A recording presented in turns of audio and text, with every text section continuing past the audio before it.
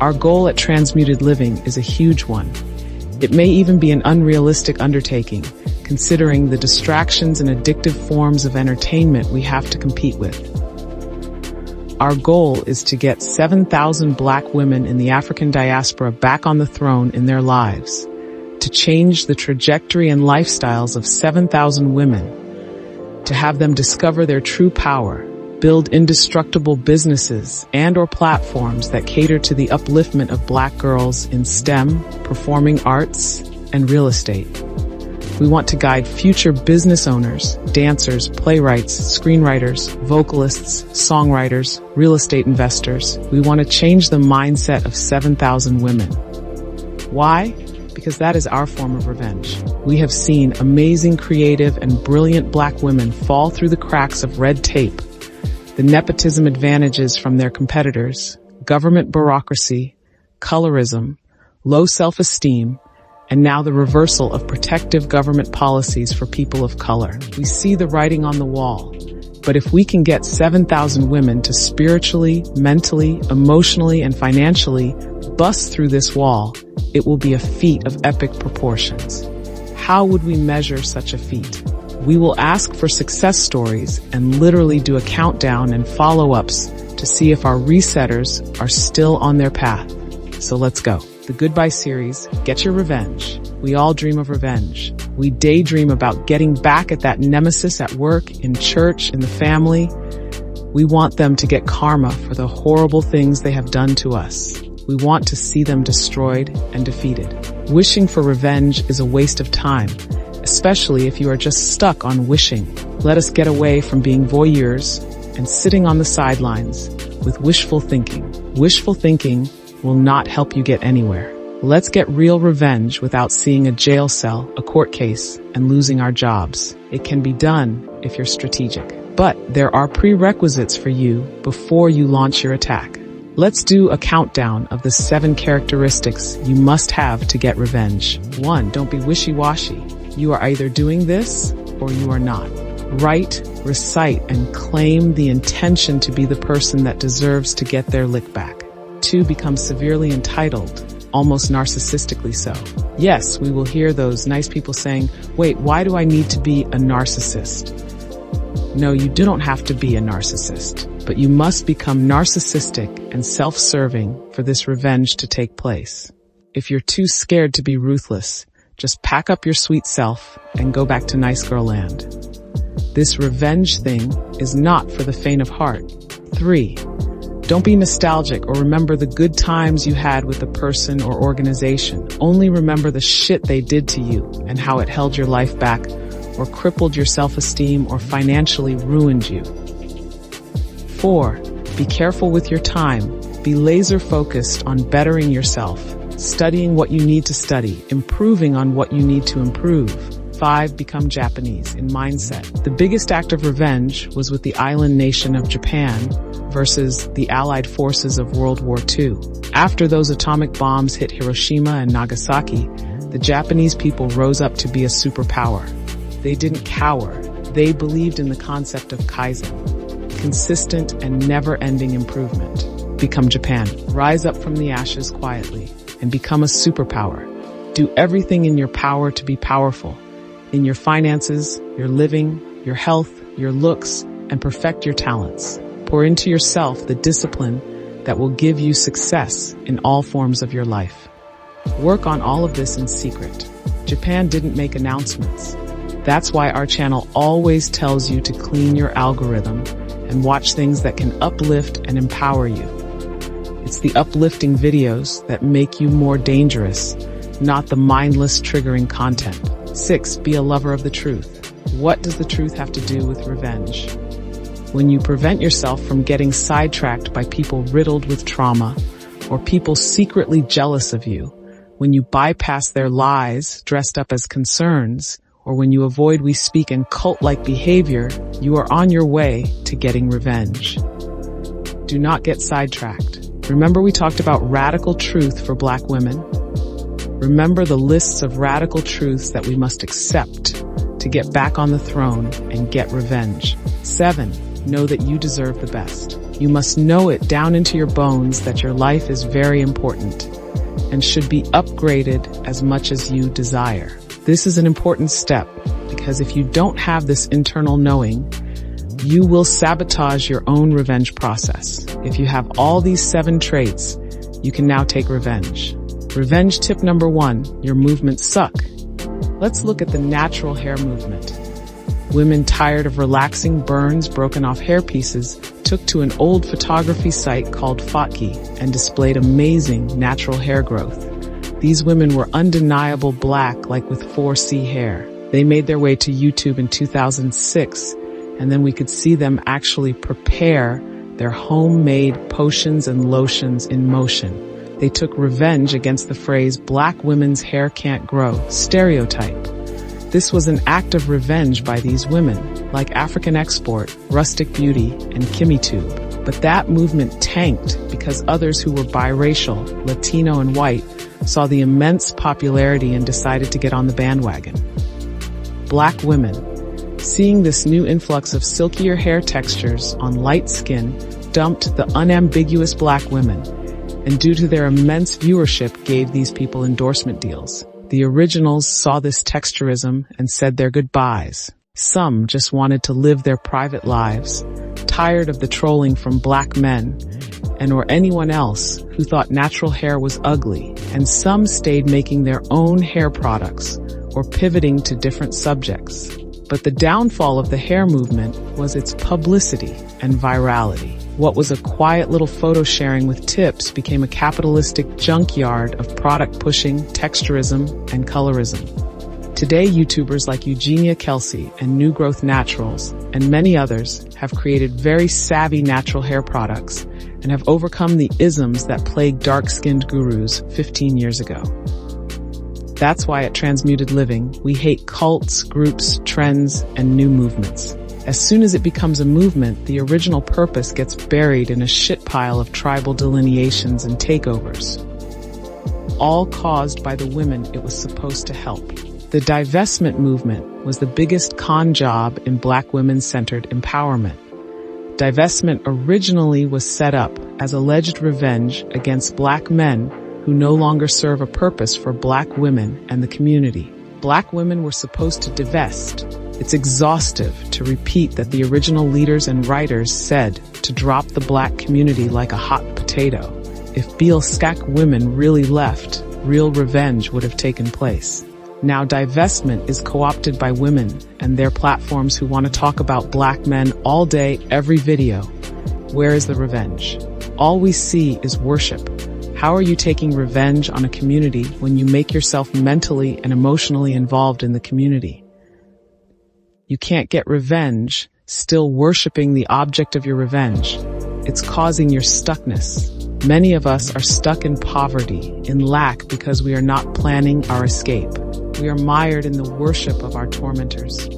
You decrease your power worshiping your target. This false divestment has exposed the black women involved in such a negative way that there's no bouncing back. It exposes that black women collectively hate the truth. They have allowed wolves in sheep's clothing to take over the movement, and it has become a shit show. Many of the leaders now worshipped black men or collaborated with black men, still talk to black men on Clubhouse and YouTube, on panel discussions, pulling younger and younger viewers in with their very obvious black male worship. These women never liked black women. They changed their talking points because divestment was a trend, and they needed to get on it to create a lifestyle for themselves. Many of these women showed their faces and therefore had to create a platform to make money. They are always fighting amongst each other instead of collaborating.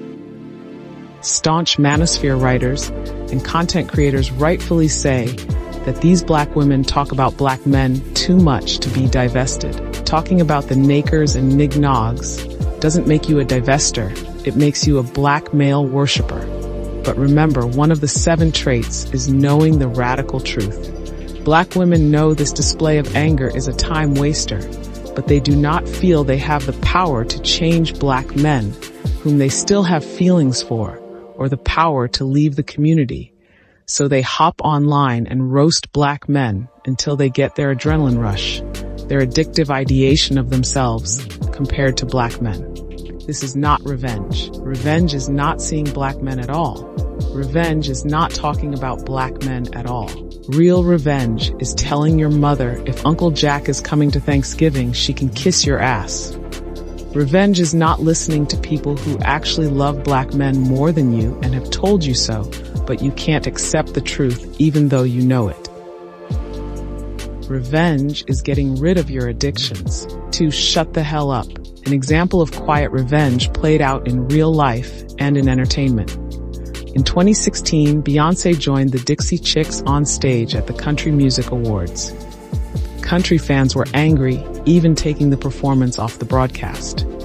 Beyoncé, unflinching, quietly crafted a country album for 5 years. She studied and researched and came back in 2024 with her worldwide Renaissance tour.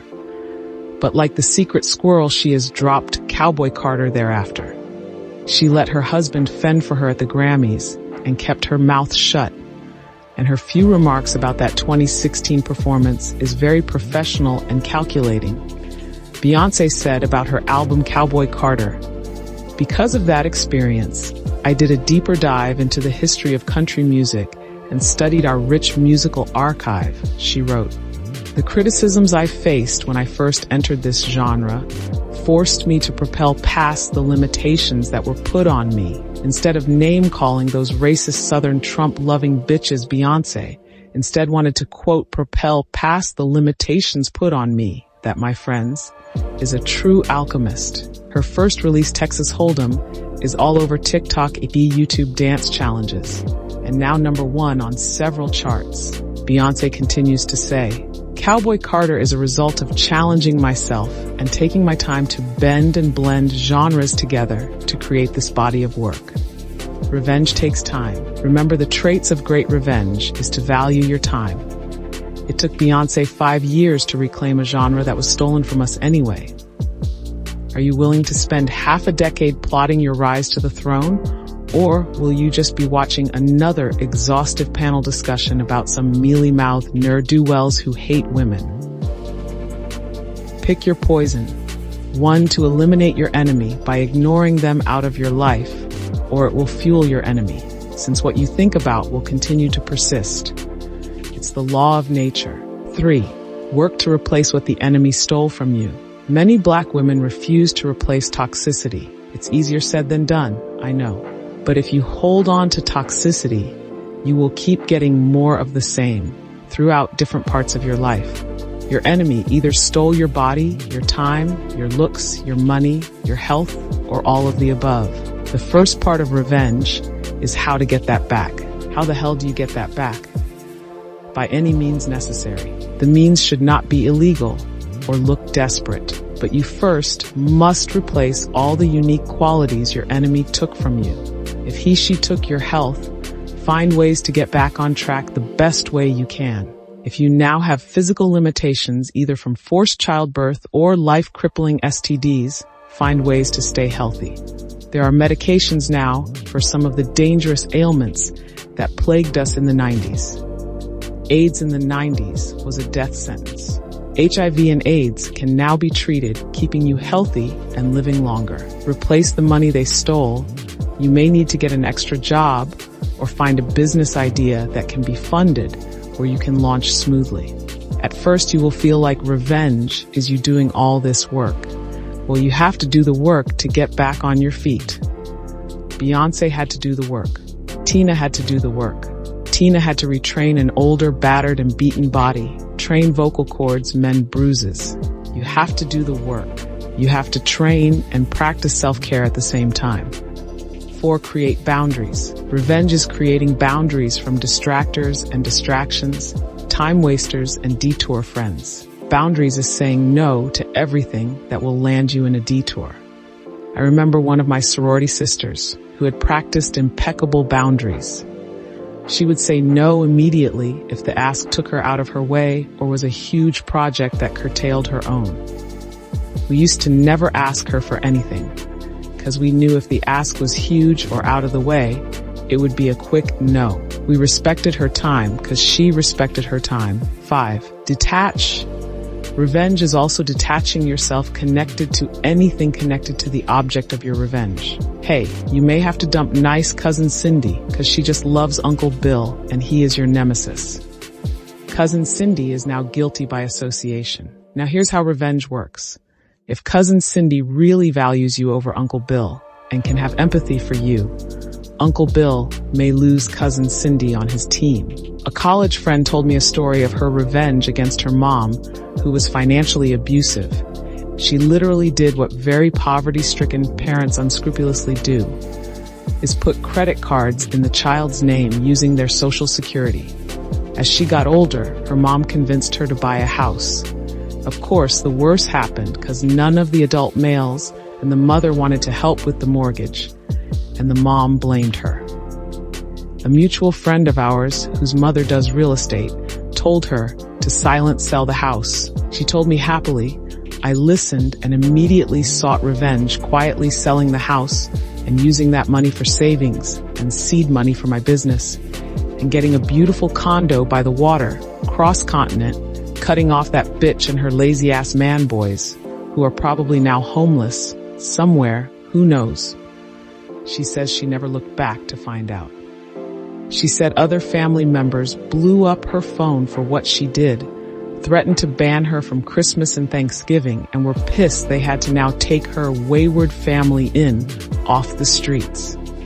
She is the most hated person in her family, but she's no longer in that low stratosphere. She's now wealthy and married into wealthy family. Her own family is not even on her radar. She's no longer addicted to their affection. 6. Sever your addiction for love. Revenge is not for the faint of heart. People will hate you, and you will not be loved by everyone. If you are addicted to being seen and loved, stay away from revenge. If you are seeking true revenge, you should surround yourself with friends who love you immensely and want to see you succeed. You have to have a small court as an up-and-coming queen. Too many people spoil the revenge. If you're looking for the good opinions of small-minded followers, then follow the herd. You are seeking revenge to become a ruler, and only a ruler takes calculated revenge. 7. Let karma happen. If another family member is seeking revenge with the same person you are, and that object of your revenge is going to hell because of it, let them go through the hell. Sometimes you don't have to pick up a finger to exact your revenge. If that person did you dirty, they sure as hell did someone else dirty.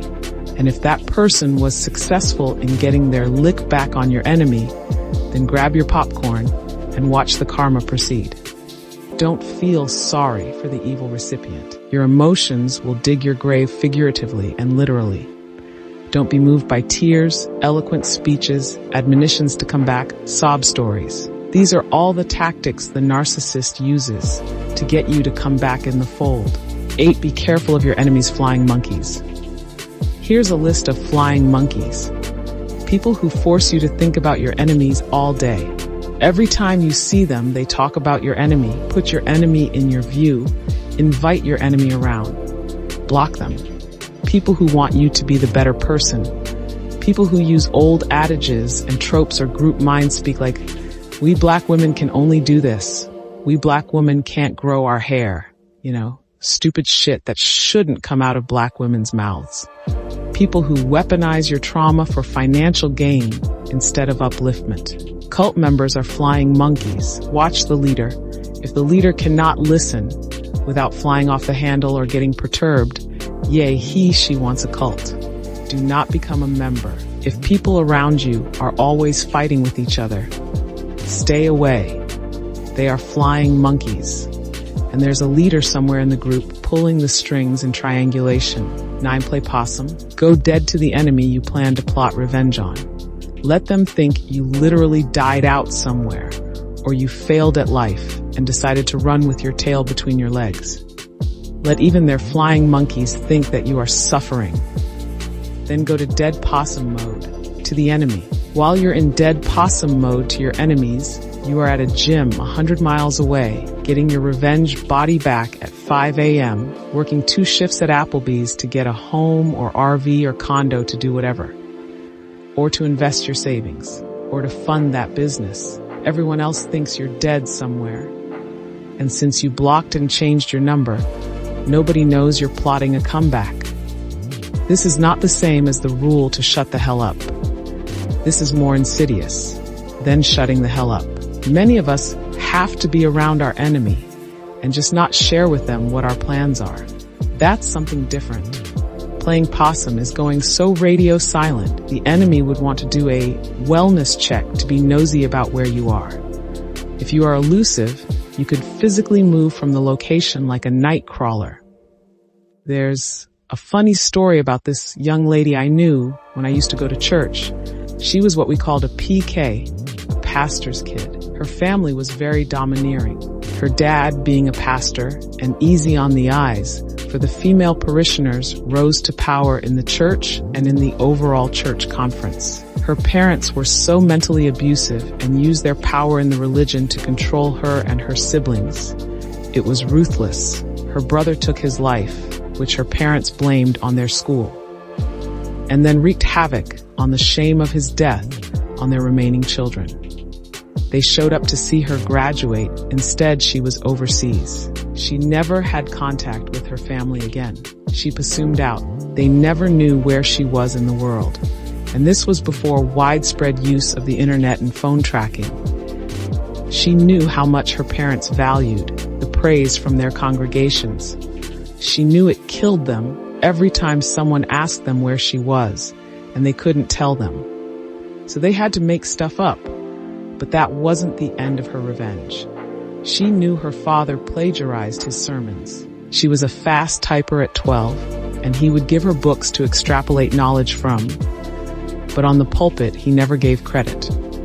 Now the church board and overseeing conference got letters from different people about how Pastor so-and-so took word for word other writers' content without citing them, and how the pastors who he stole from were too scared to go forward because he paid them off or threatened them. Many times, she remembered her father on the phone yelling or in his office, bulldozing at other pastors who were brave enough to confront him. The church board disfellowshipped her father, and the family was shamed. The youngest brother had a more freer life due to the constraints being lifted since there was no congregation to impress.